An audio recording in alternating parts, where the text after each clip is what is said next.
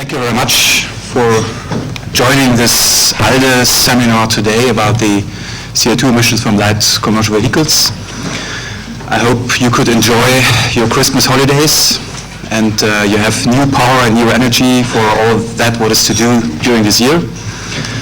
So as you know, in the Environmental Committee and in the Industrial Committee, Transport Committee, we have this year important legislations to discuss concerning the car industry, especially the confirmation of the CO2 targets for 2020.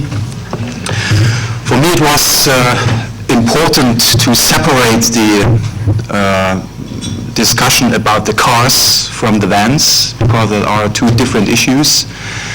That's why it was, from my point of view, useful to have a separate, from my group, organized seminar to discuss that. We have parallel things in the car directive and the vans directive, but I think there are different challenges, different markets, different consumers, sometimes also different producers, manufacturers. And that's why maybe it is quite better to have it in a separate scale. Thank you for the ALDE staff. Where's Wilhelm? I think he's this runner just in behind, to helping to organize that here. And a special thank to the speakers. They're joining us. I think all of them very well known. I will introduce them later. We lost one of the speakers. I regret it a little bit. Mr. Bosselmann from the International Express and Courier Services, a German association, cannot join us today because he is ill and it was not possible to replace him. I regret that, but maybe it gives that us more space to discuss after we heard the presentations. So that's why we can start, but I will not start without to introduce my honorable colleague, Karl Schlüter. Thank you very much for being here. You're the shadow of the Greens. We have always a very good cooperation on the issue we discuss. Yeah? And it seems to me, we did show some days before Christmas how it works if Greens and ALDE working together. We formulated a compromise on the noise directive, where it was not possible to achieve another way a compromise. So that's where we made the progress and made a step forward in the ALDE discussions. And I hope as well for a good progress and a good cooperation with you on this directive here. And the right moment he stepped into the room, Chris Davis, my honorable colleague of the ALDE. Thank you for coming. And Happy New Year also to you, Chris. And this is the moment where we can start with the presentations. I will introduce the speakers in the order they come. I think in things like that, it is very good that we start with the Commission, because we discuss in the Parliament, as you know, always Commission proposals. And that's why I'm very happy to welcome and to introduce Mrs. Malgorzata Golubiewska, right pronounced, yeah, from the DG Climate. And let's start with you. We have the floor to explain us and to tell us what the Commission did propose with this confirmation of the targets of the Vans Directive. Thank you very much. Good afternoon, everybody. Thank you very much for having me here, and thank you for the invitation. I will present very briefly the Commission's proposal and the main analysis underlying our conclusions. Is this? Does it work? Yes. Yeah. As you probably all know, this regulation, this proposal is a proposal to review the existing regulation, the regulation that was agreed only in 2010 and then finally adopted in 2011. The approach of the regulation, the existing regulation, is a so-called two-step approach, and we have two targets: a short-term target and a long-term target. The short-term target of 175 grams per kilometer is foreseen to be met within the years 2014 to 2017, and the details of meeting these targets have been defined in the existing regulation. And this regulation also indicates a 2020 target. However, this target of 147 grams per kilometer is subject to confirmation of feasibility and implementation. So the details of how this target should be implemented are to be defined, and the proposal that the Commission adopted in July last year precisely concerns this issue. The proposal confirms the 2020 target and defines specific rules to meet this target. To start with, our impact assessment and the underlying analysis allowed us to conclude that 147 is a feasible, achievable target based on a new data set and the new updated cost curves. We were able to conclude that the absolute reduction required to meet the target is actually diminishing, meaning that the manufacturers are on the way towards meeting their both targets. The cost of reduction is actually lower than expected, which is due to updated information about the cost of technologies and reduction potentials, giving us new cost curves. And finally, the lead time available to manufacturers is sufficient to allow them to meet this target, the 2020 target. So on this basis, we confirmed 147 grams per kilometer as the 2020 target for vans. According to our impact assessment and the updated cost curves, which you can see on the slide, the green cost curve is the newest one concerning achievement of the 2020 target. You can see it is lower than the previous cost curves, meaning that we, according to the updated knowledge, we know that we can reduce CO2 emissions at a lower cost, meaning that we have new technologies, or the technologies that were available back in 2009 or 2010 are cheaper. And we know that we can that we have even a larger reduction potential. The updated cost curves indicate that on average the cost of meeting the target would be around 450 euros per van, which is quite significantly lower than estimated in the previous impact assessment. And this is also linked to the fact that the observed reduction in average emissions of light commercial vehicles are progressing, and in 2010 the average emissions from vans were at the level of 181 grams per kilometer, so very close to the first target, and of course closer to 147 than expected in 2009. On the basis of the impact assessment, we also concluded that mass of the vehicle should be retained as a utility parameter. We looked at a number of other parameters, mainly payload and footprint. And these parameters were finally discarded due to the fact that they're easier to manipulate. And also, because of the planning certainty, we had a clear indication from the manufacturers that they would prefer the current scheme to remain as close, the new scheme to remain as close as possible to the current scheme, so that they could plan ahead and prepare for 2020. We also concluded that the slope of the limit value curve should be around 100% of the baseline emissions, meaning that vans of different sizes, different classes should be required to reduce by an equal relative amount, which is 19% reduction for all van classes from 2010. The impact assessment also concluded that we should simplify some aspects of the derogations procedure, including proposing a new de minimis threshold for the smallest manufacturers, that is manufacturers producing below 500 vans per year, or responsible for registrations of below 500 vans per year. And this is because the process of application and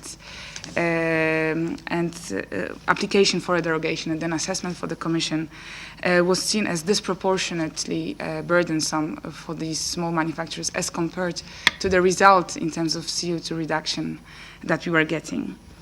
We also concluded that the excess emissions premium should remain at the same level of 95 euros per gram per kilometer per van, at the same level as currently.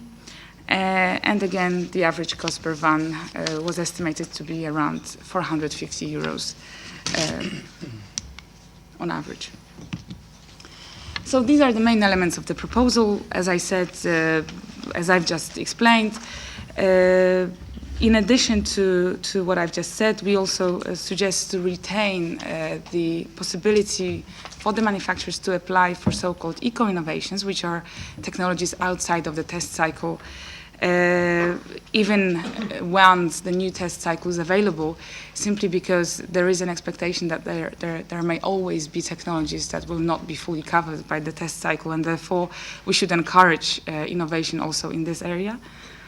The proposal also includes a review clause for the target beyond 2020. So it's clear that the Commission would like to see further improvements in terms of fuel efficiency and average CO2 emissions from the van fleet. Therefore, we propose that a new proposal with a new target should follow, and we suggest that the Commission should make a proposal by end of 2014. Let's look at the main benefits of having the 2020 targets for vans. In the first two bullet points, you see the environmental impacts and avoided fuel use for both cars and vans, because we did the overall modeling for both categories of vehicles, and they're definitely not negligible. It's also true that the majority of these savings come from the cars regulation, but vans also play their share. What's important is that this regulation, this proposal, is actually cost effective. So we are saving by having the regulation in place. And we can see that the lifetime fuel savings for the end user are far above the costs to manufacturers, the investment costs needed to meet the target, which results in negative abatement costs. And these negative abatement costs range from 172 euros to 295 euros minus 295 euros per ton of CO2 saved. It is quite unprecedented for the environmental legislation to be cost effective and to result in negative abatement costs. In addition, we also expect to see benefits for the international competitiveness of the automotive industry. We see third countries introducing similar CO2 emission standards for the light-duty vehicle fleet. It's true that for the time being, the European targets are the most ambitious. However, we can see that these standards are converging around the world, and in third markets representing over 65% of EU automotive exports, these targets are already in place, and it looks like this trend will continue. In addition, greater fuel efficiency of light commercial vehicle fleet will reduce vehicle operating costs, and therefore will result in savings for the businesses using vans. And it's important to note that the consumers, the majority of consumers buying and using vans are actually businesses, including small and medium enterprises. Finally, the legislation will also give incentives to invest in innovation, and to retain global technology leadership of the European automotive industry. The regulation is also expected to have positive macroeconomic impact, which mainly results from the fact that we will be spending less on fuel and on fuel imports, and therefore this money can be reinvested within the economy. You will certainly hear during discussions that the manufacturers need more flexibility, and that schemes such as super credits are required. Let me remind you, super credit scheme is a scheme which is included in the current regulation for vans, and allows for double or triple counting of very low emitting vehicles, which would help manufacturers to meet their targets and incentivize them to sell more of such vehicles. However, from our analysis, it's clear that the 2020 target is readily achievable with conventional technology, with the technology that is available today. It's also clear that supercredit regime or even banking of supercredit would indirectly weaken the target because less would be expected or less would be required from the conventional vehicles. And it's important to know that these conventional vehicles will, for quite a long time, still remain, will still have a majority within the vans fleet. And finally, extending the supercredit regime would actually reduce the amount of innovation required from the conventional engines and could undermine the industry, the parts of industry where, who have already developed technologies required. So it's important to have this in mind during these discussions. And let's have a look at the state of play, at the good performance vans that we have seen on the European market in 2012. The red line represents the 2017 target of 175 grams per kilometer. The green line is the 2020 targets. And we can see that already in 2012, we could see very good performing models, conventional vehicles, which were getting closer or even below the 2020 targets. And this is for Class 1 vans, which is a group of car-derived vans, the smallest ones available. You can also see the same trend for Class 2 vans, that we already have the models very close to the 2020 target line. And Class 3 van, the heaviest vans, where we also see models in between the two targets. So again, to conclude, I would like to highlight the economic and environmental benefits resulting from the Commission's proposal and the fact that any attempts to directly or indirectly weaken this target will of course result in lower benefits. The 2020 target is achievable and is cost effective. The costs of achieving the target are lower than expected back in 2009. The proposal has a negative cost to society. I have just shown you the best performing vans which were close to the 2020 targets already in 2012. And please bear in mind that any flexibilities, any attempts to weaken the target will reduce the benefits expected. Thank you very much for your attention. Thank you, Malgorzata, for the introduction to that issue and the Commission's views on that. Let me hand over to Dr. Jan Voswinkel. It seems to me is well known, and it's not the first time that you join several parliamentary hearings and seminars. I think you will introduce your organization by yourself, but the Zentrum für Europäische Politik, Center for European Policy, is well known as an independent think tank with an, from my point of view, excellent independent screening of European EU legislations and EU political decisions. And that's why it's maybe the best second speaker after the Commission to hear some independent evaluations about that, what we have on the table. Please, you have the floor.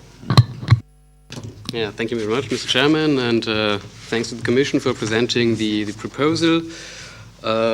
Well, there's not much to say about the CEP. It's a Germany-based market-oriented think tank, and among our topics is climate action policy and energy policy as well. And so we had a review on the proposal by the Commission, and I will present the main results. Okay, let me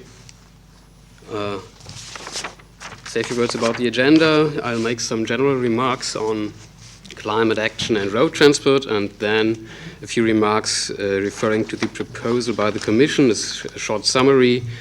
I'm going to discuss some problems about the database, some open questions, and the main conclusions.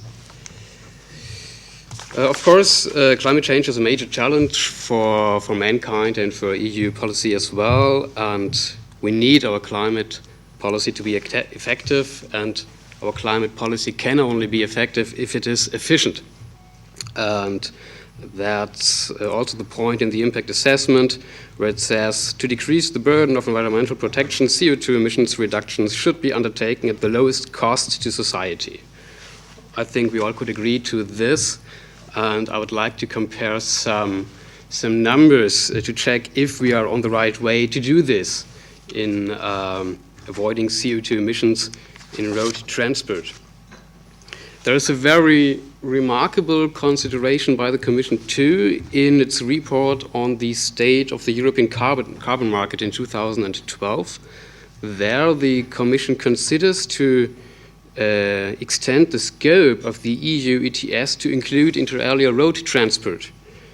And I think this consideration, if we follow this path, would be a major step towards a strategy to avoid greenhouse gas emissions in as many sectors as possible and as efficient as possible, because there we would have abatement costs in the same magnitude across all sectors. From a climate action point of view, the regulation setting emissions performance standards for vans would then become redundant, of course, as are several other legislative acts. Let's compare some numbers. We have a primary auction spot price for emission permits of about 6.5 euros per ton CO2. If you look at tax rates on diesel fuel in the EU, we have an unweighted average tax on diesel fuel of about 35 cents per liter. And you can calculate that this results in an implicit tax rate of about 131 euros per ton CO2. So for the price of avoiding 1 ton of CO2 in the road transport sector, we could avoid 20 tons CO2 somewhere else in the EU using the EU ETS. And so I think the path we follow right now is neither efficient nor effective.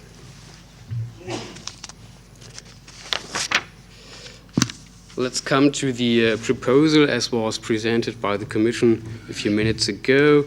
There's a review clause in the Regulation 510/2011 concerning the feasibility of the 2020 target.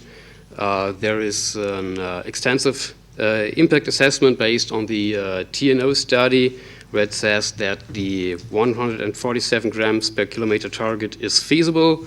We should continue to use mass as utility parameter. The value curve should continue to be linear, and the slope should be around 100%. And there's no mentioning of super credits, what we have in the CARS regulation. I think we have some problems with the database used in the TNO study. The market shares of new light commercial vehicles changed in 2010 compared to 2007 due to the economic crisis. There were more smaller LCVs sold and less Class 3 vehicles. And today we don't know if this is a transitory effect or a permanent effect. And based on the 2010 data, we have a less average mass in the LCV fleet. And so the calculations by TNO are based on this fleet with less mass. Last year, 2012, is the first year where we monitor the VANS scheme in the regulation based on the Commission delegates regulation on 205 of 2012. And that's because I think we simply right now lack the data. We need to decide whether the 147 gram target is feasible. At least it's too early to decide that this target is not ambitious enough. And there are several open questions. In 2020, maybe we use the VLTP test procedure, and it's open how the CO2 target will refer to the new procedure. We still don't know what will be the legislator opinion regarding the broadening of the scope of the EU ETS, as I said a few minutes ago. And we still don't know if there will be progress towards a real global climate action strategy. And so let me briefly conclude that the decision on the 147 grams target should be postponed right now. And maybe we should change the proposal and include some super credits like we have in the proposal for the cars regulation, this might provide some incentives for innovations. Thank you for your attention. Yeah, thank you, Jan. It was a tough message. That brings me immediately to the next speaker, Greg Archer from Transport and Environment, a well-known and very important stakeholder here for all environmental and climate issues. And it seems to me, if we're facing this doomsday weather, what we have in Brussels here since 1 week, maybe is that the next statement a plaidoyer to take tougher climate policy action, I think. Please have the floor. Well, thank you very much, Mr. Krahmer. Thank you very much for inviting me here today. I have, thank you. I have 4 key messages for people this afternoon. And they are basically around the subject that if we want vans fit for the future, this regulation is simply not adequate. We need a stronger target, and we can afford a stronger target, and more importantly, a stronger target equivalent to that from cars will deliver real benefits for business. It would lower the costs of ownership of using vans and owning vans, and it would make our companies more competitive. It would also extend the market for fuel-efficient technologies, which are being produced very effectively by supplier organisations all over Europe, and will extend the market for those technologies, enabling them to reach a larger scale and enabling them to reach a bigger share of the market. We need parity with the cars regulation. The technologies we need for vans are exactly the same as the technologies which are going to be fitted to cars. We can leave them on the shelf, or we can make use of them, and we can save money for consumers, and we can save carbon for the environment. My third message is very much that we need to get this right, because the decisions made back a few years ago were based on some seriously flawed evidence, massively exaggerated costs, and erroneous data about the actual levels of van CO2 emissions. And when we take that into account, then we know that the right answer is now to strengthen the target. And finally, we need to provide business with long-term planning certainty. And to do that, we need to start looking not just at 2020, which is 7 years hence, but we need to start looking beyond that to 2025 and to set targets which will drive the development of the next set of technologies, the electrified technologies and so forth that we so desperately need. So let me look at some of those issues in a little more depth. And the first thing to say is that a tighter target is eminently affordable. This graph shows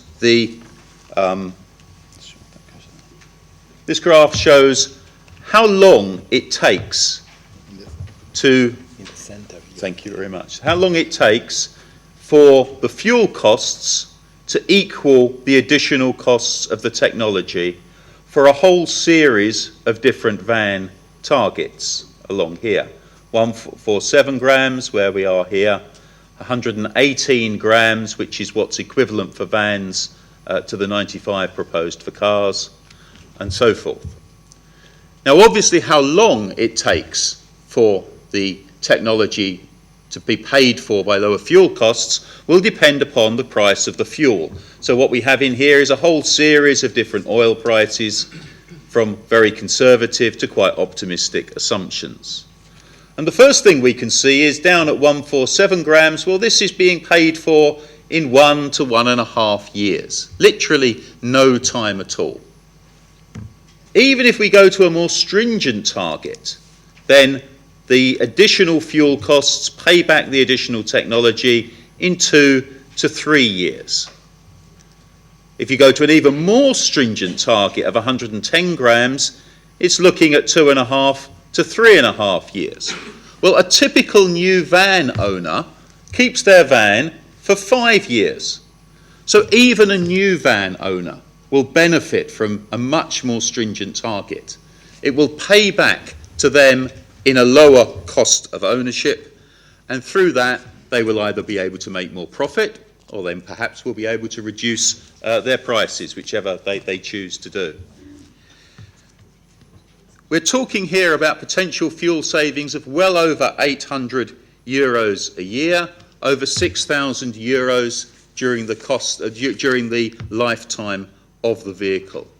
It's a tremendous opportunity for businesses to save money, and as I'll come to in a moment, it's a change that businesses are actually seeking. My second point is that this current regulation was set based upon some seriously flawed information.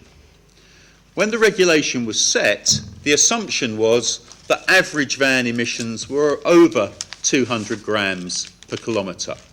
Just a few years later, in 2010, we actually know that the vans are achieving far lower than that, 181 grams per kilometre. And so essentially we were measuring from far too high a baseline. Yes, there may have been some effect from the economic crisis, but this kind of change is not down to people buying fewer, larger vans. And many businesses are now recognising that by having smaller vans, they don't need that very large capacity, and therefore they can actually save themselves money. They don't need that kind of contingency within their business. The Commission have already shown us, in addition, the Commission have already shown us that the costs of technology have come down enormously. They believe the 147 gram target can be achieved for just €440 on average. When we go back to the discussions that were being held a few years ago, all kinds of figures were being bandied around. The Commission suggested that 150 grams would cost between €2,000 and €3,000. The German Ministry of Economy, I think they must have got their decimal place in the wrong place, suggested it was going to be 5,000 to nearly 9,000 euros on average for a vehicle. Preposterous figures. So with these much lower costs, we can also now start to push the boundaries and start to ask for a more stringent target. Finally, we're now discovering that actually much of the improvement, perhaps a third of the improvement in cars that we've seen over the last decade, isn't down to manufacturers fitting technology. It's through manipulating the official tests in order to get the lowest possible results. And vans are subject to these kinds of manipulations in exactly the same way. Manufacturers use what are called cookbook factors, default factors, when they could perfectly well do road load tests to calculate actual road loads and resistances of vans. And they do it that way because they get a lower answer and get an unrepresentative fuel economy value. So for many reasons, because of wrong data and a wrong use of the testing procedure, we can move to more stringent targets.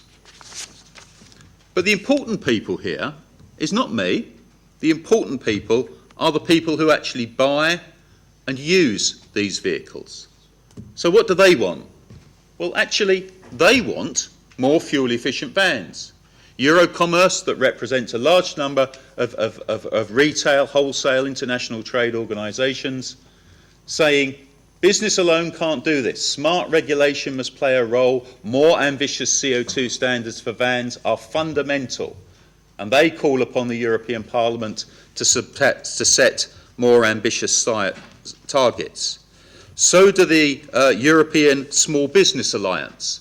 They have also, in the process of writing to the Rapporteur and others, highlighting the fact that they want more fuel-efficient vans.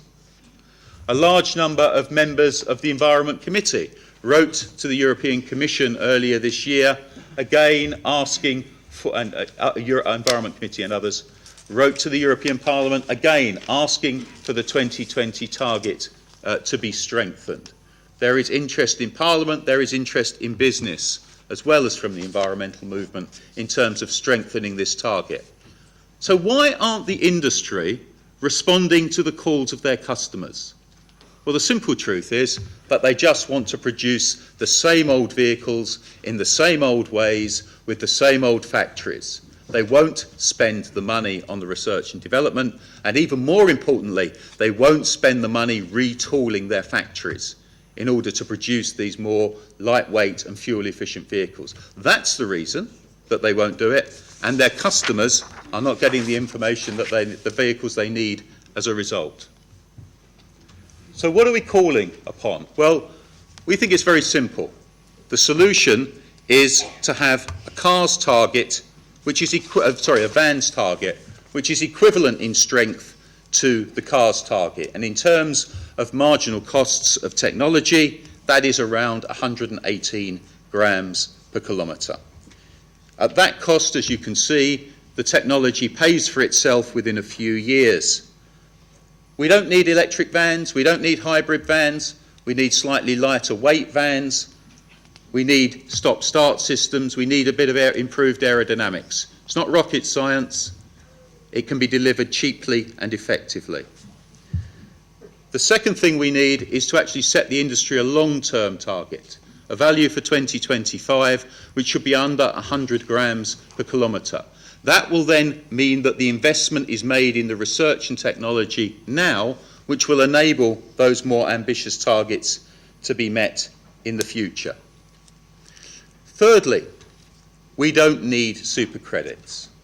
There is no need to provide electric vans in order to achieve these targets. Some companies may choose to do so. But this is such a weak target. There is absolutely no reason to weaken it further through just introducing super credits. And that is exactly what super credits do. They weaken the target by creating fictitious vehicles which essentially have very low emissions. We can do without them in this regulation, and there's better solutions in the cars sector. Finally, two things. We firstly need to change the test cycle. A new test cycle is under development. That new test cycle will be finalised this year and early next year. And once it's ready, we can begin the process of shifting from one testing procedure to another testing procedure. Work will commence very shortly, I understand, in order to start to recalibrate the targets for the new tests. There's no reason to wait to 2021 or 2025, or I even heard 2030 suggested. Incredible figures. We don't need to hold this on ice. Let's get on with it. We know the test cycle is inadequate. Let's get it right. And finally, we can do something more with this regulation. We can actually get vans which drive at the right speed, that don't intimidate drivers by hammering up behind them on motorways or autobahns. If we had vans, vans are the only commercial vehicles which are not speed limited. If we had speed limiters of 100 kilometres an hour, it would save 6 to 7% of the fuel, and it would almost halve the number of casualties involved in van accidents. It would save 200 lives. Do people want this? Absolutely they want it. In recent surveys in Germany and Italy, 80% of drivers said they wanted speed limiters on vans. It's a simple step, and it's one that Parliament can easily deliver. Let's get on with that. We have a perfect opportunity here in order to strengthen this regulation and provide vans fit for the 21st century that customers want. Parliament needs to act to strengthen this regulation. Thank you very much. Greg, thank you very much. As you see, the external advice to parliamentarians make their work not easier because we have now total different and opposite recommendations from outside, but maybe have later an opportunity to discuss that. Keep your questions and your remarks for later. Now I hand over to a manufacturer's view. I'm very happy that Giovanni Margaria, yeah. From Fiat Industrial, the brand is better known as Iveco, is with us. And last but not least, we are happy to hear the manufacturer's view. Please, you have the floor. Thank you, Mr. Krahmer. Good afternoon, ladies and gentlemen. I will start first to show you what we are talking about. I have heard today several times the parallels between passenger car and light commercial vehicle. And I want to show you that these commercial vehicles are different from the passenger car. And just to provide you an idea, first of all, there is this classification of the vehicle. There are vehicles that are the smaller one, class 1, that are more similar, or were in the past more similar to passenger car or directly derived passenger car. And recently, also in this segment, they have a specific platform and are specifically designed for transport of goods. The class 2 that are in the middle of this category and are always designed for transport of goods. And then we have the class 3 that are the majority of the market, I will show you later in this segment, that are genuine really transport of goods. And they have to respond certain need for the customer in order to do the work that they have to do.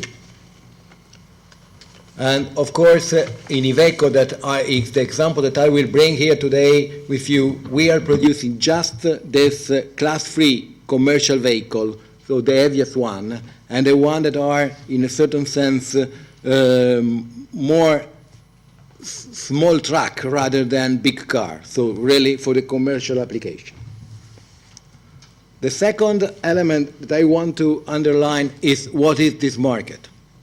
First of all, the market of the commercial vehicle with respect to the market of passenger car. The commercial vehicle represent in the range of from 11 to 15% of the respect to the passenger car. So that means that it's much smaller in terms of volume. And that means that also the investment cost, research and development cost, and return of investment for the technology that we have to apply in this vehicle need a longer period. This is also the reason why the normally life of a model in this segment is longer than the one in the passenger car. And cannot easily to make this, let me say, parallel that are exactly the same things. The other element that is shown in the slide is also how is going the market in this segment. This market is really suffering at this point in time for the crisis. We started in the year 2007, there was almost 2,300,000 vehicles in this segment, and now we are in the first 11 months this year in 1,300,000. Let me say that in December or in the end of the year we reach 1,400,000, but we are still 900,000 vehicles less in this market with respect to where in the year 2007. So that's it means that also the possibility to invest and to make money in this business is very sensitive to the economical crisis, etc. This is due to the fact that these are not really the instruments of work, so there are tools for the professional people. If we look at the what are divided the category of this vehicle, you can see that the class 1 that are the smallest one and the more similar to the passenger car represent something less than 20%. The class 2 are in the range of the 25-35%, and more than half or almost half of this vehicle are class 3. Means that are really genuine commercial vehicle. This slide also show that we have two database of this market concerning the vehicle distribution. And we can see that there is, from the 2007 and 2010, a trend in reducing the heaviest vehicle in favor to the lighter vehicle. I don't know whether this is a trend, also was mentioned by all the speakers, whether it's a trend or not. It's just a reflection of a picture in this moment. Personally, I believe this is a question of the crisis, that will reduce and penalize the more professional use of this vehicle. But, however, this also show or make us possible to make two considerations. The first one is that the difference in terms of baseline or average value for the year 2007 and 2010, that someone is saying that, oh, there is already a big improvement from 200 or more than 200 grams to 180. It means that the target is not very ambitious. It's not a question of technology improvement. It's a question of the vehicle mixed. So then we change. If we sell only the class 1 vehicle, then for sure we will reach maybe a very lower objective in that. But there is another consideration to that. Are you sure that this is the best solution for the environment? Because the key point here is to use the right vehicle for the right mission. Of course, if I have to transport 17 cubic meters of goods, and I use one single vehicle, okay, this vehicle is quite, let me see, less efficiency because I have 250 grams in CO2 emission for this vehicle. Why is not there the picture? I have on my PC. Was any vehicle that I'm a little bit upset with that. Anyhow, that means that but if you have to transport the same volume of goods with a small vehicle that individually is just 120 grams of CO2, but you need 7 of this vehicle, at the end, the global emission of that is much higher. So that's, we have to be very careful in drawing conclusion regarding what is the trend. For sure, the difference, in my opinion, between the average CO2 of 2007 and the average CO2 of 2010 is not totally due to the technology improvement. Now, if you look at the regulation was already shown, start from this target and presume a reduction of 14% in the first phase with the short-term target, 175, and is then even more reduction in the 2020 with 147 that represent almost 30% reduction in terms of CO2 emission for this type of vehicle. This type of result are, in any case, very ambitious because there is another aspect that is, again, not correct in the parallelism between passenger car and light commercial vehicle, is that also the possibility to apply the technology in this vehicle is not exactly like it was for the passenger car. It's not true that the technology for the passenger car is available for van immediately. First of all, you can see that the light commercial vehicles are almost already all diesel, so they're all the most efficiency thermodynamic engine because these are instruments for work. And then for this reason, already the market asks for the more efficient one. The aerodynamic improvements are limited due to the volume and the frontal area that this vehicle has to have in order to perform their mission. Also, the lightening of the vehicle is more difficult. The engine downsizing and the transmission optimization are limited due to the heavy low payload that I have to transport. Innovative technology can also answer some of the possible mission and need of the customer in this type of application. So that, especially for the class 3, are not so easily to apply this type of innovative technology. Then both the, let me say, affordability of this vehicle, because the customers are trying to make money with these vehicles, and the development cycle and the cycle of production are longer than those for the passenger car, like I already said before. In this context, the Iveco situation is even more peculiar because, that I said already at the beginning, what we are producing in Iveco are really the city truck, in a certain sense, or the small truck, rather than a big car. So then we have a chassis frame, a real axial traction, structural strength of the vehicle, and these vehicles are particularly dedicated to special applications. So they are multi-stage vehicles that are completed in a second phase by other manufacturers. They're put inside tips, frigidaire, refuse collection, and other application. And if you know that maybe in the complete market, I show it at the beginning, in the complete light commercial vehicle market, there is around 13–15% of this multi-stage vehicle. For Iveco, this represents more than 65%, so that is a big part of our production. Now, I want to show what is the case of the application of this regulation for Iveco. This first is the database of the 2010 in the impact assessment.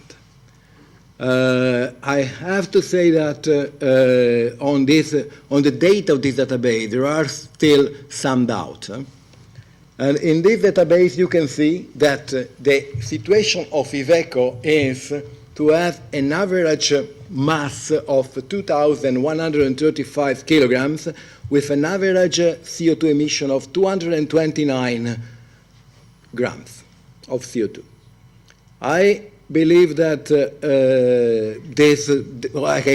these data are not exactly coincident with the data that I have in my own from myself, but let us use this official data. With this data, the situation of Iveco is that if, with the mass of my vehicle, the shorter target for Iveco will be, in year 2014 and year 2017, 215 grams. I have to reduce the average of my vehicle of 14 grams in this period. And then, for the long-term target, I have the objective of, for Iveco, maintaining, assuming the same average mass, will be 187 grams. It means that I have to reduce totally more than 42 grams my performance. Then we of course, we start to analyze this situation and make a scenario. And I will show you one of these possible scenarios. It's just indicative, but give you an idea.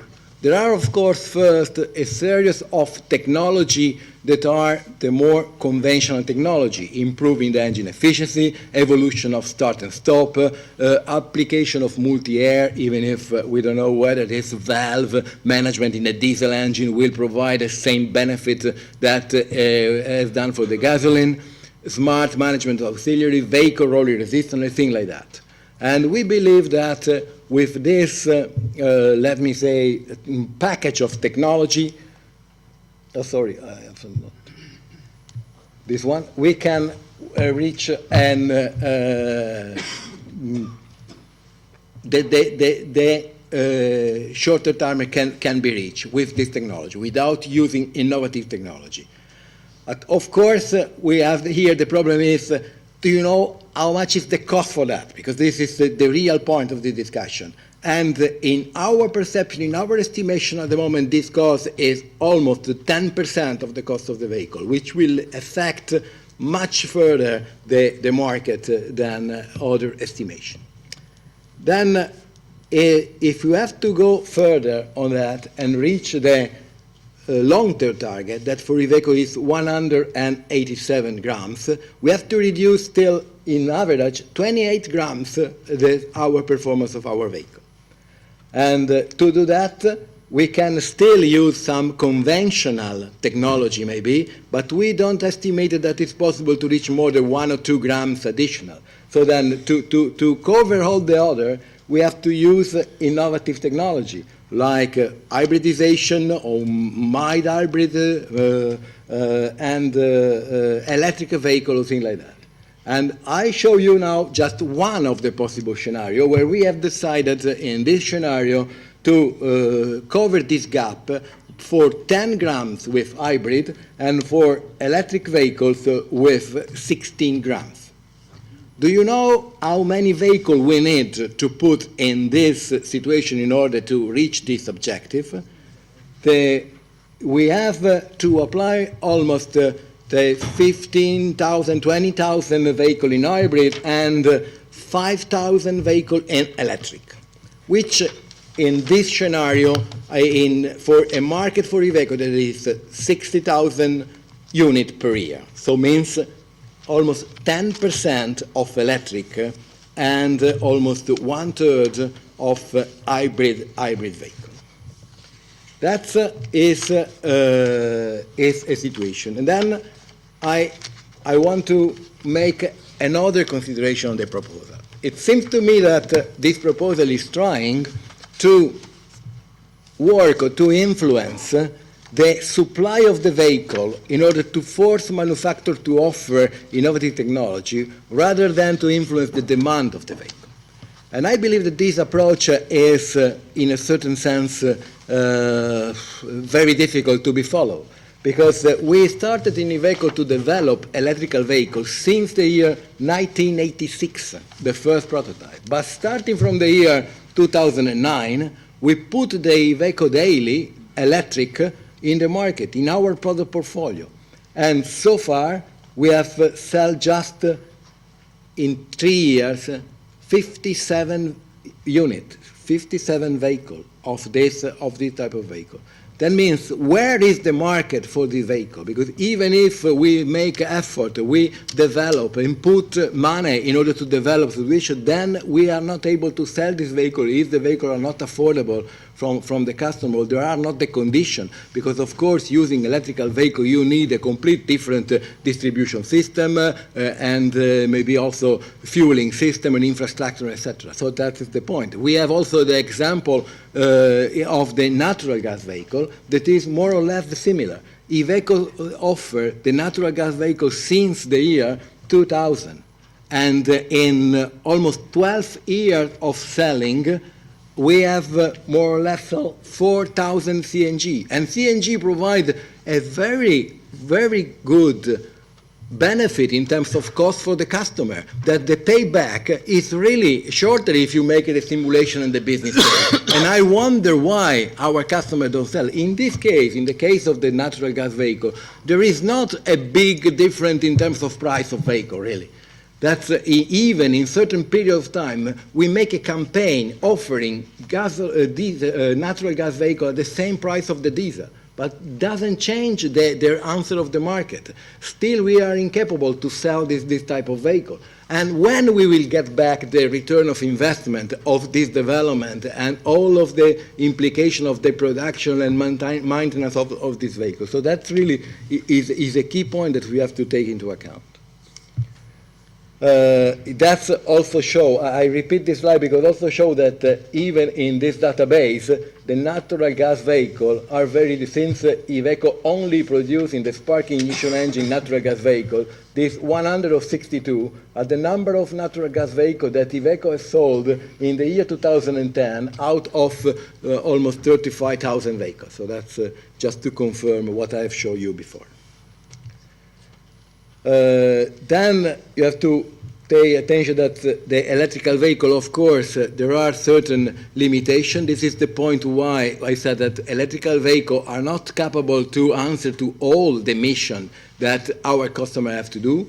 There are still some points concerning the range, of course, of the vehicle, the time for charging the battery, the life of the battery in terms of cycle, and the cost, of course, that is extremely higher than the cost of the conventional vehicle. Last two considerations that I want to do is that the range of the level of uncertainties that we have in this regulation is still very high. We have seen big difference in the database from 2007 to 2010. Even the 2010 database is not yet completely sure that will be the right one. The regulation for this CO2 value is still incomplete concerning the multi-stage vehicle, and multi-stage vehicle affect very heavily a constructor-like Iveco. There is still really a need of gain experience with that. When we talk about car, again, I want to divide the situation for car and van. When we talk about car, we had in the car a long experience of collection of data, etc. We started in 1995, and we make a voluntary agreement. We collect the data. We have a lot of information. In the van, still there is some multi-stage van that have not yet obliged to have the official CO2 value from the year 2012. So that's really is, because the World Vehicle Type Approval for this vehicle we start in 2013, this year. Really, we have still a lack of data, of information in this type of vehicle, like the management of the multi-state and the monitoring of this type of market and performance.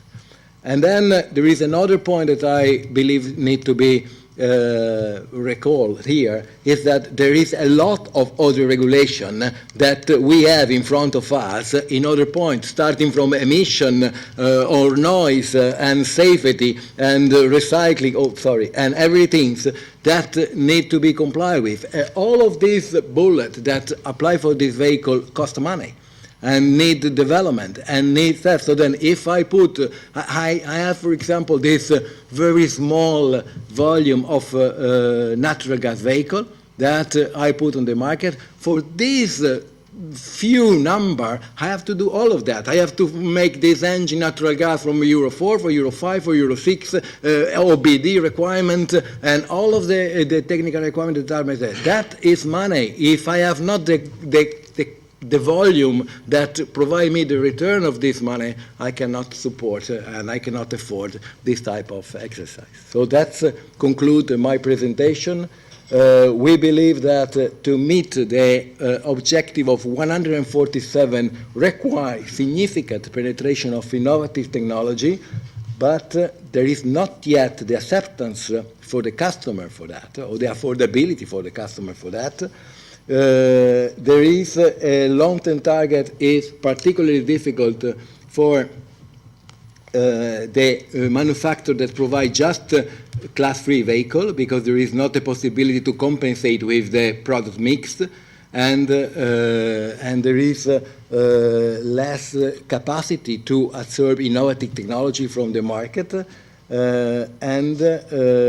Of course, the 107 grams kilometer as an average will lead significant additional cost for manufacturer and for the customer. Thank you for your attention. Yeah, thank you, Giovanni, for that interesting presentation. I just calculated one thing, and I want to congratulate you your success. Because with 57 sold electric vehicles, you have a market share of 9% in the whole Europe. It's not easy to achieve. No, there was a slide that was showing that there was some of electrical vehicle in the 2010, and Iveco was not there, so I'm a little bit upset. This is not the point. Yeah, so thank you very much. As I said, we lost our last speaker, so that's why we have time for questions, for discussions now. Let me conclude a little bit what we have to discuss during the next month in the European Parliament and with the Council later then. The question we have to answer is, should we confirm the 2020 target of 147 gram for the vans? Yes or no? How to deal with targets post-2020? I think we should also answer the question, what should come first, a new test cycle or a new number? I think this is what we should discuss very sensible, because the test cycle has a tremendous influence on CO2 emission of a car. We have to answer the question how to deal with innovations, incentives for innovations and or flexibilities. Do we want it or we don't want it? And I think that's more or less the main things. That's what's on the table. And for me as a parliamentarian, and I think also Chris will think the same. It would be very important and very interesting to hear from the auditorium what kind of questions and arguments are still there. So feel free to ask for the floor. Chris, please start. Okay, if I may kick off, I'd quite like to hear the Commission's response to some of the points that have been made.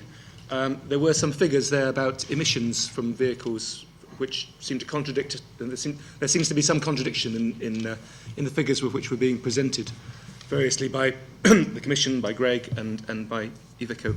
I'm a little, you will excuse me, I'm an enormous admirer of the vehicle manufacturers. I think technically, in terms of developing the technology, you have done amazingly over the last few years.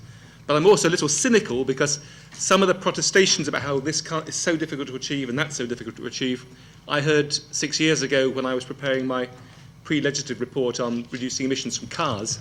And yet, once the legislation came in a year and a half later, the manufacturers have stepped up to the plate and delivered fantastically. You exceeded the goals that were set.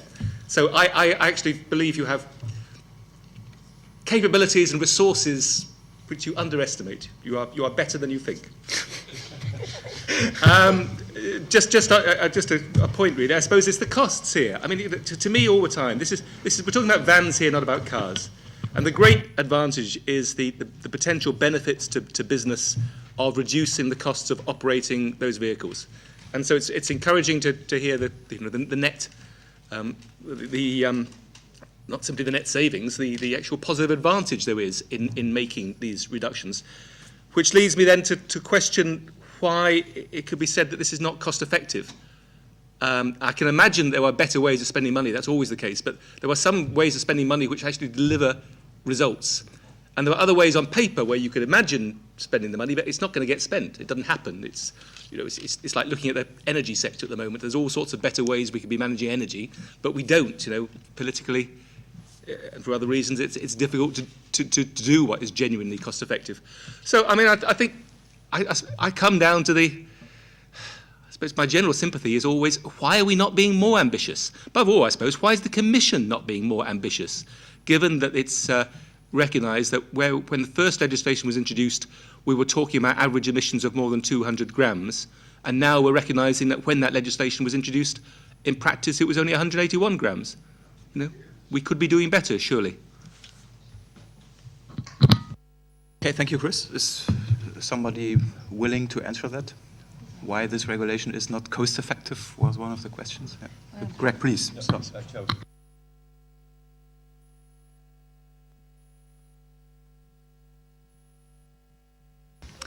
Thank you for these questions and thank you for the interventions of other speakers, interesting interventions. I was actually planning to address a few of the questions that were addressed by Chris Davis, to start with the database.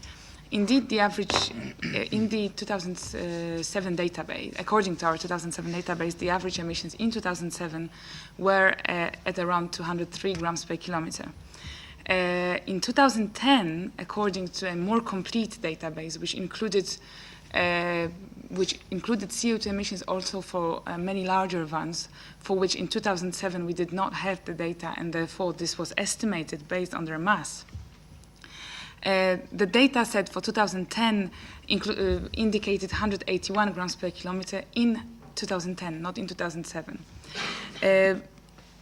And, well, many stakeholders jumped into conclusion that the 2007 data set was completely flawed and overestimated the emissions, which is not, I wouldn't agree with this conclusion. Certainly, the 2007 data gaps were responsible for certain overestimation. However, there were also other factors, shifts on the market. We could see that in 2010 there were less Class 3 vans sold to the benefit of Class 2 vans. But in addition to this, we could also see that within Class 1, so the smallest vans, there was a very, very big reduction in CO2 emissions. So it would be unfair not to notice that there was a technology deployment in the vans field. And it's mostly this that led to lower CO2 emissions. So I would highlight that there were several factors, and the overestimation of emissions of higher vans was one of the factors, but it's not the most important factor for this change. And then lower overall sales of vans, of course, also added to this decrease in average emissions. I do not agree with some of the speakers who say that we still do not have very good quality data, and therefore we should not set the targets. For 2009 and 2010, the Commission purchased commercial data sets, which were far more complete than the 2007 data sets, and that was also admitted by our consultants working on the data sets. In addition, there was another organization, the ICCT, which also compiled another commercial data set, and we compared the results, and these results were very comparable, which actually showed that we had similar results from two independent sources. It's true that the Commission started monitoring CO2 emissions from vans only in 2012, but it doesn't mean that they were not monitored before. Simply the Commission did not require Member States to provide this data to us. So I would like to highlight this. Well, when it comes to costs, well, I listened to the presentation of the representative from IVECO with a lot of interest. I would like to highlight that according to our analysis, IVECO can meet the 147 target at lower costs than what we have seen on your slides. Well, I wouldn't want to get into details as to the technology packages that you foresee for the 2020 targets, but according to our analysis, assuming the same fleet distribution you had in 2010, it can be achieved with lower costs, and electric vehicles are not necessary. And also, to stay with the electric vehicles and the super credits, it was actually quite interesting also to hear that the IVECO representative thought that the regulation addresses supply rather than demand, and that the demand is important when it comes to innovative technologies. If nobody wants to buy these vehicles, then of course you won't be able to sell it. This is true, and this is precisely why we think that super credits are not an appropriate measure, because by giving incentives to the manufacturers to supply the vehicles that the consumers may not buy is probably not the very cost-effective way of incentivizing this technology, plus it also undermines the overall target.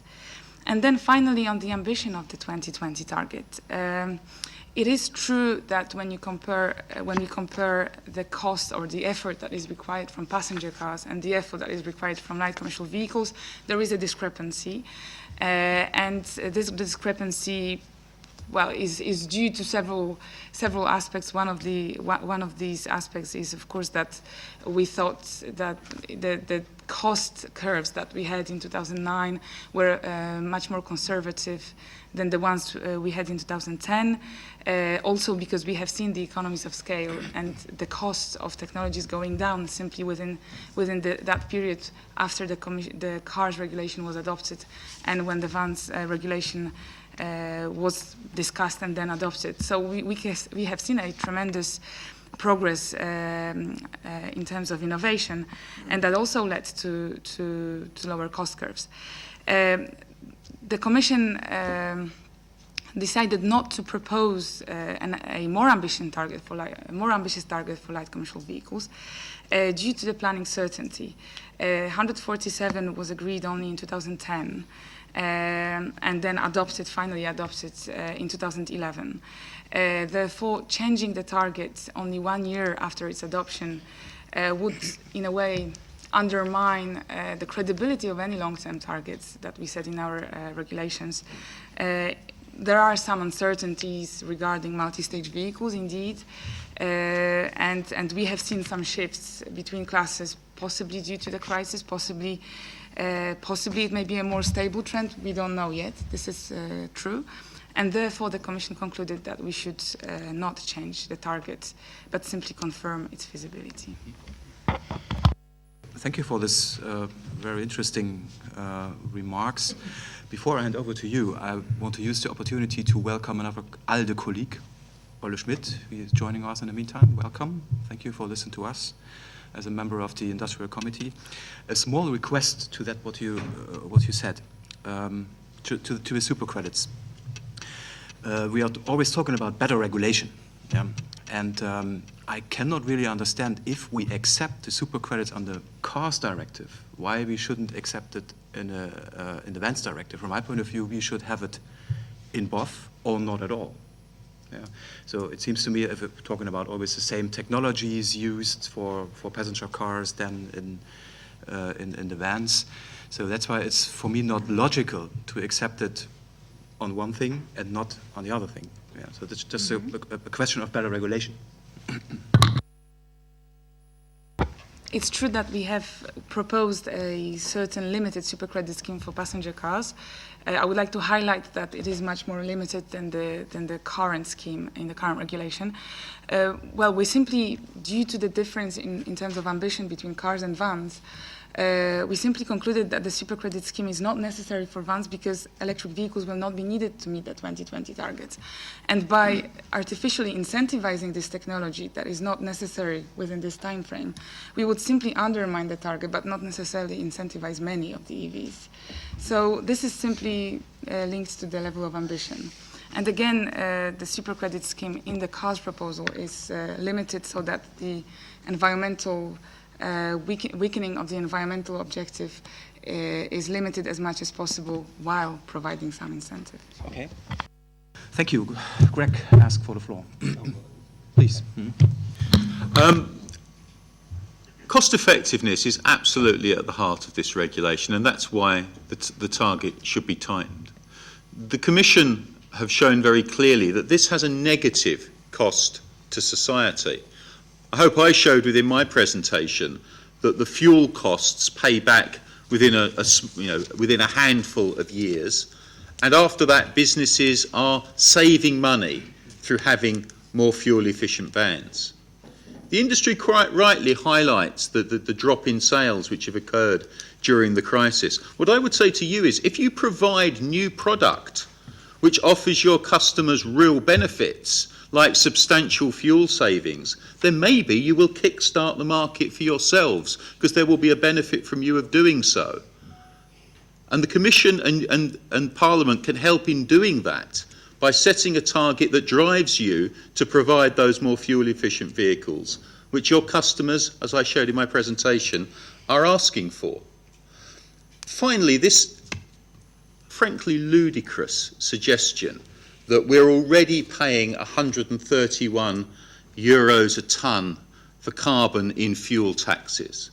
I'm sorry, but my understanding is when I fill up my car, the tax on that fuel is paying for my children's education, it's paying for hospitals, it's paying for social services.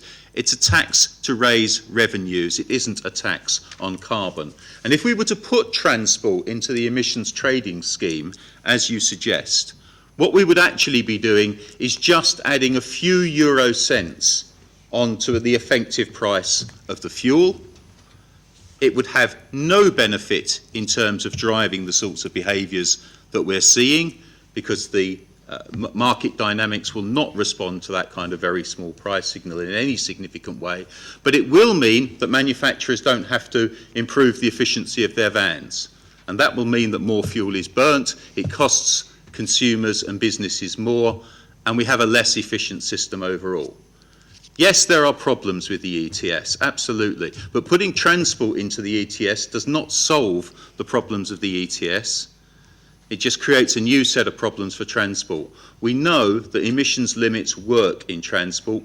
They're effective on cars, they will be effective on vans if we set the targets correctly. We need to stick with that approach rather than these strange market mechanisms that frankly won't deliver.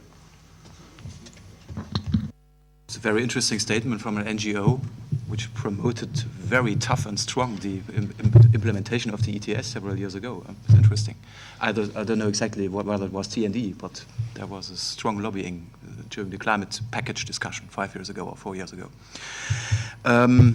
Yeah, I have Jan Voswinkel on my list, and then you. Just a short answer to what you just said. Of course, we are raising taxes on fuels to raise revenue, of course. But even the Commission states in its impact assessment that higher levels of taxation would be expected to encourage the purchase of more fuel-efficient vehicles. So it leads in the right direction. And of course, if we would include the road transport into the ETS, this is only about a few cents per liter fuel, of course. But then road transport is under the cap. And then we have, this is a very, very effective way to reduce CO2 emissions somewhere in the economy. It don't have to be within the transport sector. But we limit it in the EU. And this is what we want to. Giovanni, please. First of all, I just want to say one answer to Chris Davis regarding that we are always claiming and complaining that we are not able to do, and then at the end we deliver. At least I have an example of one victim of the regulation, just on the CO2. We had in our product portfolio one version of our van in the category M1, passenger car, just for some few clients that wanted to buy this type of vehicle for transport people. And our vehicle is certain characteristic in terms of rear axle driver, I don't know what, they few hundred per year we sell this vehicle. But now with the CO2 regulation, we are being obliged to delete this product from our portfolio because it is not any longer possible to sell this vehicle, otherwise I am more than 30 grams above the shorter target for this vehicle, so then I cannot. Maybe now I have understood that there is this 500 limit in the proposal of the Commission, and if apply also for passenger car, I can save this type of vehicle. But of course, there are certain consequences of the regulation that apply, and then few hundred of this vehicle will not change the environment of that, but reduce the offer for the customer to have a certain characteristic of this vehicle in this point. Just an example. The other point that other consideration that I want to do is on the database.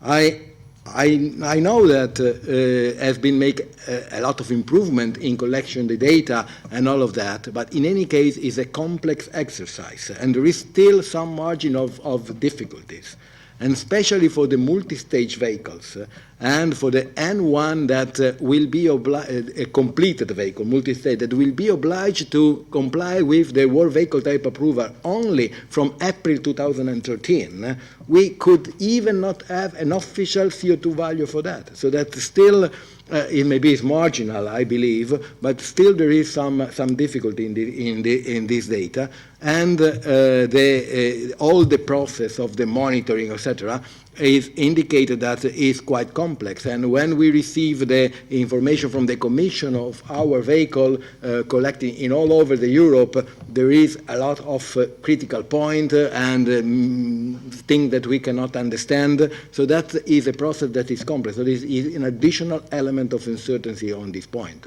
Of course, it will be managed at the end, I'm sure.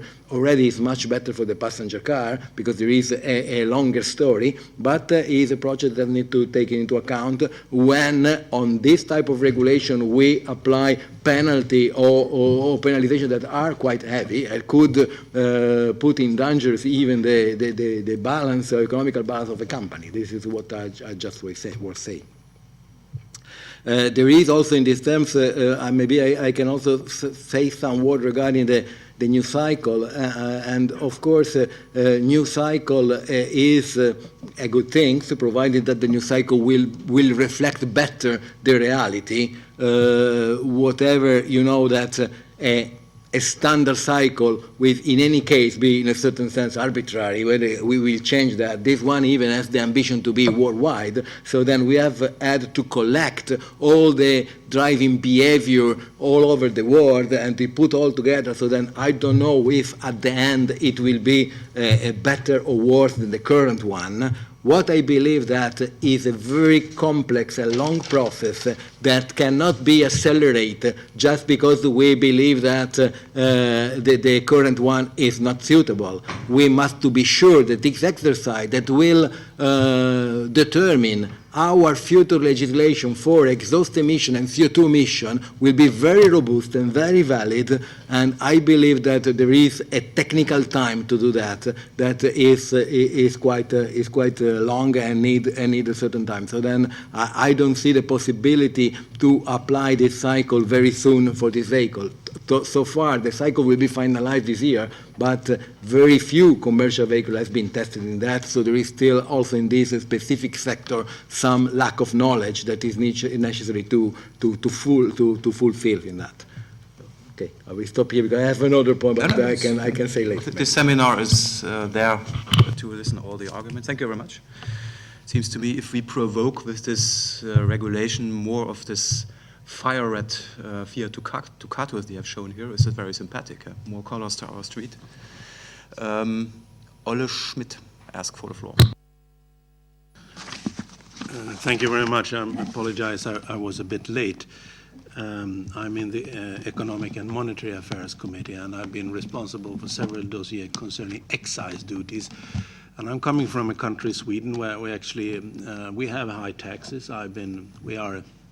We have experienced high taxes and high growth as well, and we use them, especially in environmental issues and in the climate. So I'm not very much in favor of taxes, but rightly targeted taxes, I think, it can be very beneficiary actually. So I have nothing against CO2 taxes. On the contrary, I think they could use on the whole EU level actually, and they have changed the pattern in my country at least.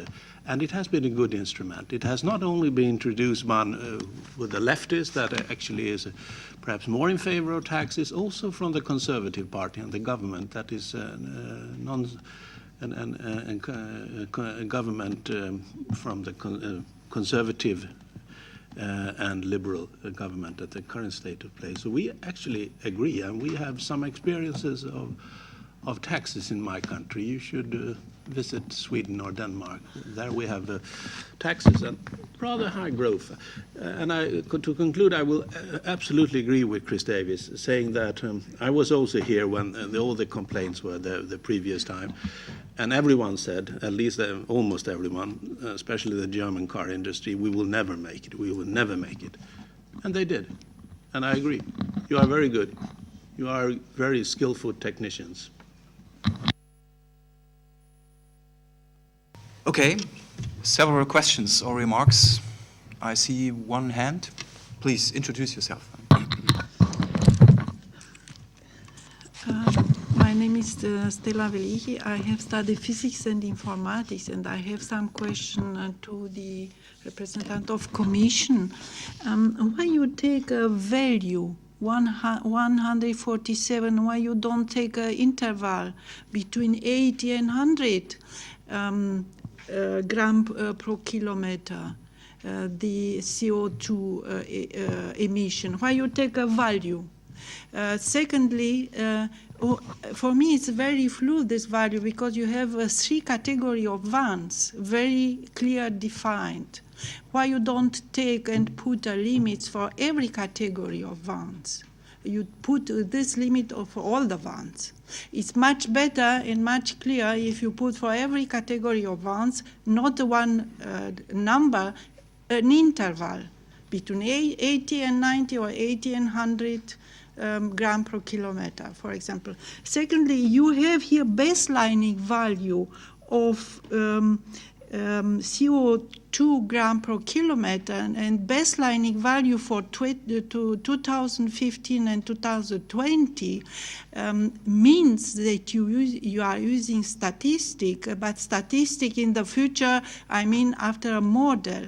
My question is, how you do it? What for model you use it? And secondly, and the last one is the cost of the additional manufacture. It's okay, but for example, if you have another economic crisis in 2018, how your provision are no more good, you know. That is you don't use the limits. case, if you have another crisis, financial economy, how they are your provision? You don't speak about it.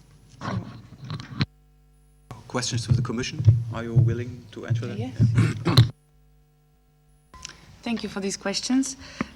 To start with the target level, well, the figures that you have seen on the slides are the sales-weighted averages, and in the regulations and in the proposals, we set out a formula based on the utility parameter, which is mass in this respect.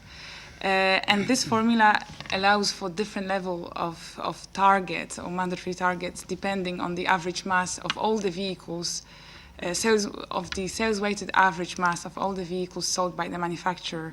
So the fact that there is a 147 target written in the legislation as the overall target does not mean that Iveco will have such a target. Well, the target will depend on the average mass of vans sold. So those below the average will have a lower target, those above will have a higher target, and on average we're hoping to achieve 147 by 2020.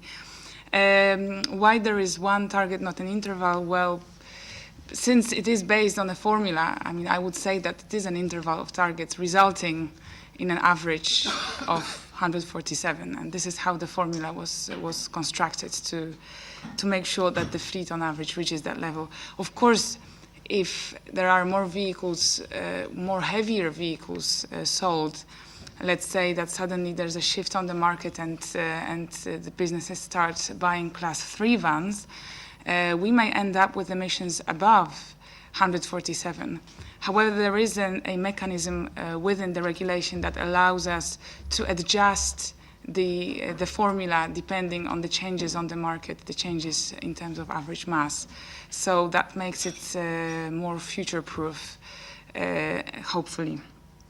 And when it comes to baseline, I'm not sure I understood your question, but we use the baseline to, let's say, to freeze the situation on the market. So we looked at the 2010 market and the fleet distribution, and we drew a trend line, so the relationship between CO2 and mass.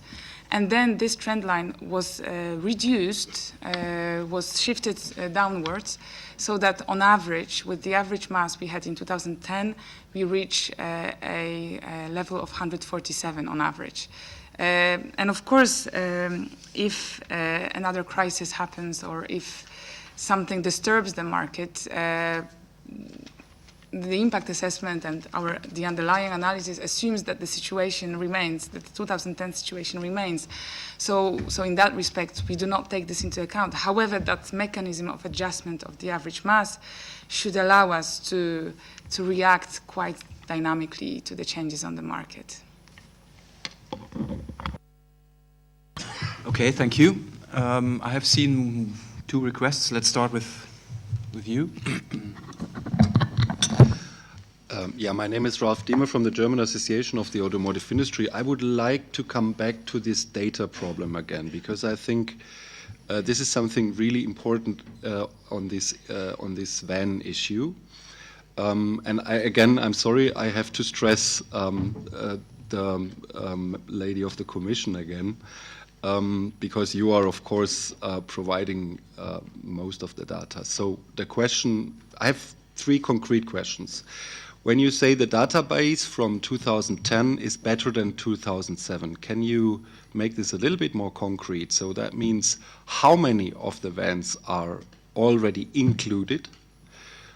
As we know, the multi-stage vehicles are not included so far. So what does that mean in figures?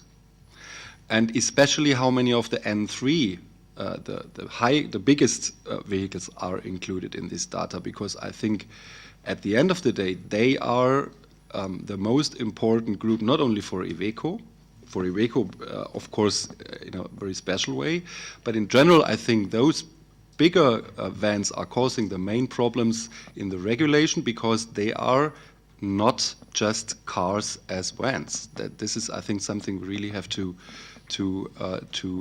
look into it. So that's the second concrete question. And then my third concrete question was, you admitted that the crisis has an influence on the 2010 data compared to the 2007 data. Have you have any model where you, for example, have assumed the 2007 market shares on the 2010 CO2 data you have, or let it make the other way around?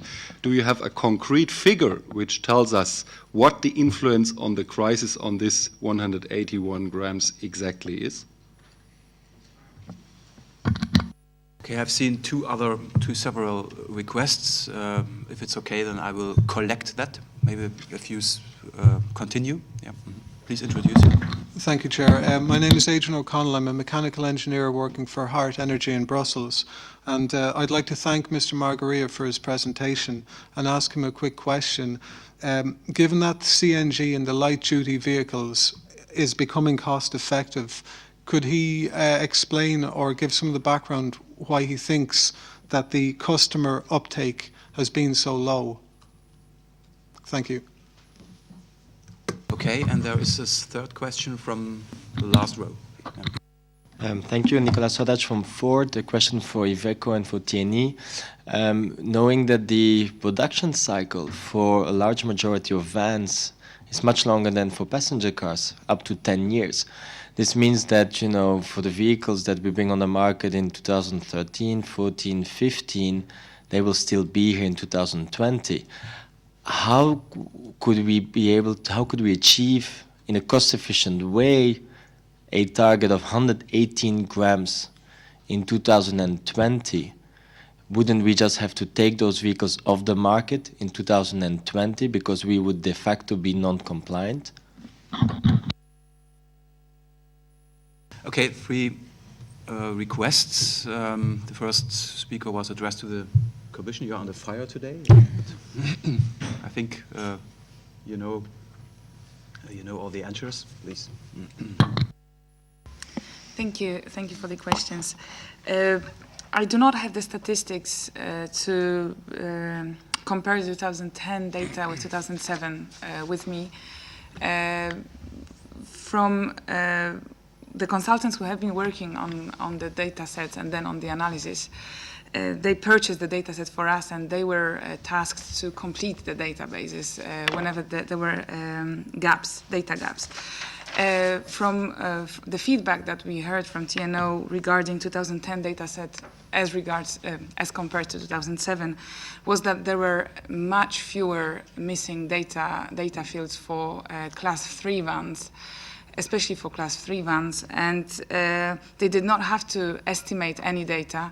Whenever the data was missing, they were simply, let's say, manually looking for the CO2 emissions of these models. When it comes to the 2007 data set, I do not have the statistics with me to tell you how big the discrepancy was, but from what I remember TNO was telling us, it was actually quite significant. Of course, it wasn't half of the database missing, not at all, but for the class 3 vans, there was quite a lot of work for them to do in completing the data. It's not easy, of course, to understand to what extent it was the economic crisis that impacted on the shifts between classes, because the reason, as I said, there were several factors, the way we see it, why these 2010 average emissions were lower than 2007, and the missing data gaps were probably one of the factors, but not the major one. The major one was the shift between classes. So we have seen a shift from class 2 to class 3, and a very small shift from class 2 to class 1.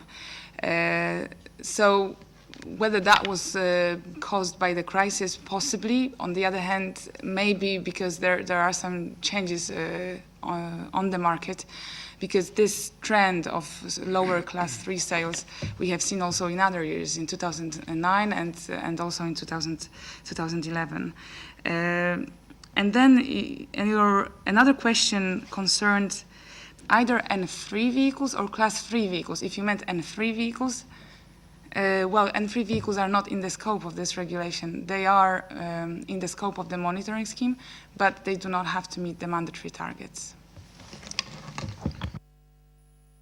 More questions were addressed to who wants to start? Giovanni? Yeah.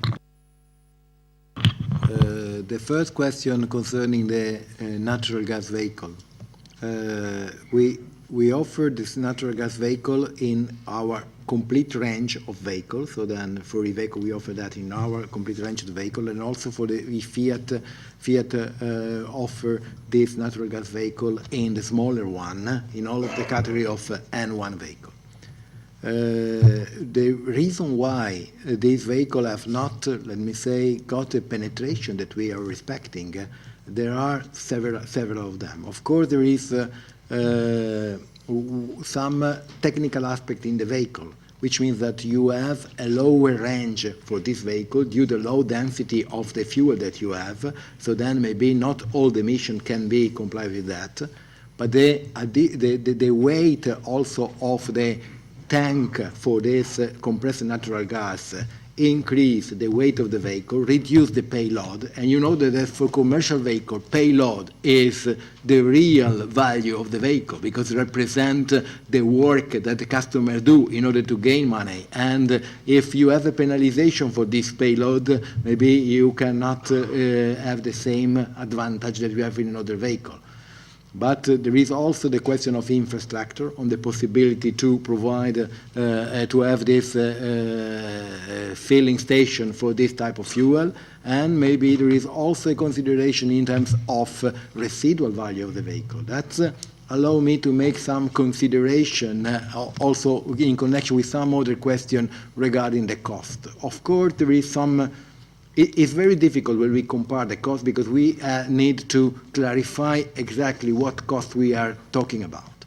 Then there is some just the cost for adding the device or extra device in the vehicle is one cost, but in upstream of them there is the development cost, there is the investment cost that we have in any case to distribute on the sales. And you can understand this also depends on the market, because if I sell a lot of vehicles, if the market is growing, then this cost will be marginal. But if I sell just few vehicles, that will be completely huge and make this very difficult. So then I believe also some of the difficulty that we have here is then there is also logical from the customer. So, the customer make his account and said, when is my payback? When I can? So then why I don't know? Then of course there is a demand for the customers who have a low total cost of ownership. Of course we are trying to provide them the best total cost of ownership that we can. But there are considerations like I said already for the natural gas, but it's valid also for electric. Residual cost, the maintenance cost, the time for refueling or recharging the vehicle. There is a lot of this element that we have to put all together, and that I believe is something that need maybe to clarify better in order to remove some discrepancy that we also have seen today, because I understood from the Commission that they have made an estimation that for Iveco it's much easier to meet the objective, and I would like to have some advice in order to do that, because of course I'm trying to make our business as better as possible. In my evaluation, or our evaluation is not so easy, let me say. That of course we hope to be able to meet this objective, but according to us we need massive introduction of innovative technology, and massive introduction of innovative technology means cost, means have an effect on the performance of the vehicle, whether it answers to the customer demand, whether it's affordable for the customer, that make all of this cost, etc. So that's is the answer. Concerning the point of the last question that was concerning the life cycle of the vehicle. Of course, some of the product that we have today will be still alive in year 2020. Therefore, I believe that, okay, we have our plan of development. We will try to introduce innovation, to put in the market certain things, but if the regulation will go in a certain direction, we will be obliged to put away some product and lose maybe a part of the life, so the return of investment due to this regulation. And that could have a dramatic effect on our profit in this period, for sure. We need, of course, it seems that 147 maybe we can avoid this, but if maybe we go further to that, the one risk is that this profit penalization. Please, Greg. Thanks. So, sorry, I'm a bit confused because during your presentation, Giovanni, you highlighted the fact that the only way you could achieve 147 grams was by selling all these electric vehicles and hybrids. And you've just said that actually you can avoid stopping any, shortening the lifetime of any of your existing vans if the target sticks at 147 grams. It seems to be, for me, a contradiction in those two things. Of course, the reality is you showed a very extreme scenario for how to achieve 147 grams.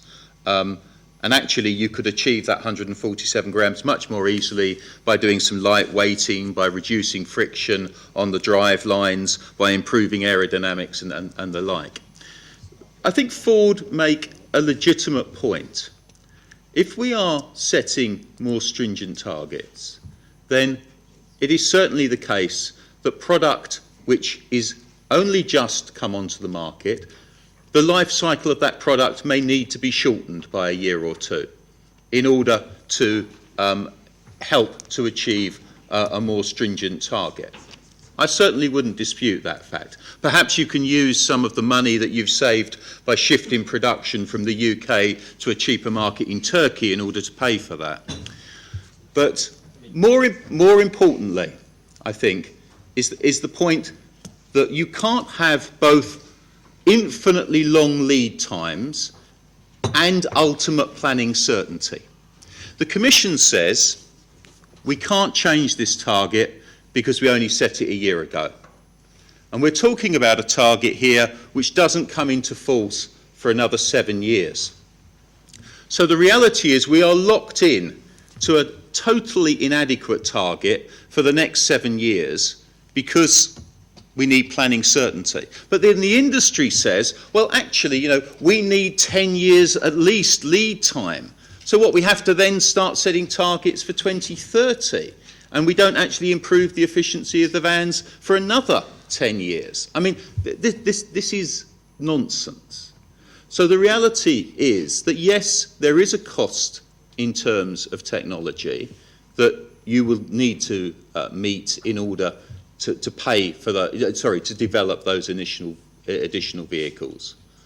But what it will do is it will stimulate the market. It will stimulate the market because your customers will be getting a better product and they will see there is value in that. So the return on investment falls because the return on investment improves because you are actually able to sell more product because it's a better product and your customers have lower costs of ownership to deliver it. So yes, there are a range of economic effects which are playing out here. But the reality is, if you provide better products to your customers, then you will sell more of them, and that's what your customers are asking for. Can I replicate just one point, please? One sentence, please. Well, one sentence, because that's, I have to say something that, of course, Greg has a very negative attitude with respect to the manufacturer. He believes that manufacturers are trying to blame and trying to manipulate the result, to falsificate the test and all of that. And so also he is trying to say that maybe I was not clear, but I have not said that first of all, when I make my presentation, I said that this was one hypothesis of possible reaching the 147, and I could reach in other scenario that, but in any case, using a lot of innovative technology. I could have used no one electric vehicle and use all hybrid. I could use all a vehicle and no hybrid, but I need to have that. So that's make just one example for that. What I said now to the question that we receive is that if the present context in my scheme, I have a certain product that will be new product, including electric, including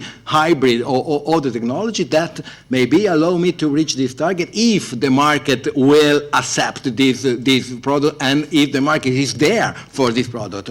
Otherwise, if this go further, I don't know whether I can take the part of the product that is still there and will continue to be in the year 2020 can be there or should be drop out because it's not able to reach this objective. Thank you. Okay, thank you. As a member of the liberal group of the parliament, sometimes I can also ask the question, who takes the decision? What is a better, innovative and latest technology? Yeah. So maybe we should discuss that in another place. I have several speakers here seen. Please. Yeah, it's Christoph Klitz from Volkswagen. Unfortunately, again, I have one question with the Commission, but after this very highly amusing and educational statement by Greg Archer about what we should do and not, I just have one question with regard to supercredits, because it seemed to be a highly emotional debate about whether it will water down or will incentivize new technologies. And my question is with regard to the market share of possible cars which would fall under this kind of supercredits as you suggested for passenger cars, just assuming you would just copy-paste this system to this WEN word. Have you any figures how much it would water down, quote unquote, your vocabulary, assuming that we would have 1, 2, 3, 4, 5% of these cars related to the overall market shares, because it might help a little bit to rationalize the debate about this and the pros and cons. Thank you. So, you want to answer immediately? Thank you for this question. I do not have them with me now, but in the study underlying the impact assessment, there is a chapter regarding supercredits, and some estimations of effects of supercredits is done in that chapter. So you can certainly find more information there. Okay, thank you very much. Are there several questions or remarks? I think one round I can allow. There is one. Please introduce you. Hello, my name is Lucas van Silber. I work at the library as a trainee. I have a question for everyone. So you all remarked that the low sales for low polluting vehicles. So why not to include in the text a mandatory bonus-malus system in which each state can subsidize the sale of low-emission vehicles, as it is implemented in France currently? Thank you. Okay. Somebody of the panel is willing or feeling free to answer that? Greg? I mean, the French bonus-malus scheme has been remarkably effective in terms of transforming the market in favour of more fuel-efficient vehicles by taxing those which are gas guzzlers much more heavily and rewarding people for choosing more fuel-efficient vehicles. Those are exactly the sorts of tax systems which T&E favour. We don't favour grants for vehicle purchase, but we certainly favour heavily differentiated taxes. If you look at, for example, the situation in the Netherlands, a decade ago, the Netherlands and Germany had very similar levels of CO2 emissions from new cars. The Netherlands have radically improved their performance relative to Germany. The reason is the tax systems that they've introduced in their country. And other countries, Denmark, France and others, are showing the lead in doing that. Exactly the same sorts of systems could be applied to vans and would help the vehicle manufacturers to sell those more fuel-efficient vans that they need to. But I think it's very important to point out that tax systems and taxations is a member states issue and not anything that we have to discuss here. I think, I hope everybody can agree on that, who is here with us. Giovanni, please. Just on to say one thing, on this case, I'm perfectly in line with Greg, with Stranded, so that means that, of course, that bonds and metals, who is more polluting has more to pay, is a principle that we can share, and according to me, is also a good principle in order to promote in the market the cleanest fuel. The only concern that I have regarding this point is that you have to use the right parameter for that, especially when you talk about van, because you know, if you have a car, the car more or less make all the car the same mission. It means bring a person from one point to another, whatever you have, a Rolls Royce or a Fiat 500. But if you talk about the van or the truck, and you are using gram kilometers, maybe you get advantage as a small one, but it's not the one that doing the big work. So then you have to use the right parameter for that. Otherwise, the principle is absolutely correct.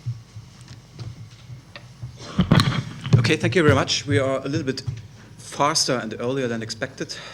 I cannot see more questions and remarks, so maybe there is the time to finish that seminar. From my point of view, it was a valuable seminar because all the arguments around this debate came one more time to the table. Let me say it's not easy for the rapporteur to write now in a report because, as you see, we have to the key points a very controversial debate and controversial things on the table there. Maybe I can say one sentence about the key point, the 2020's target.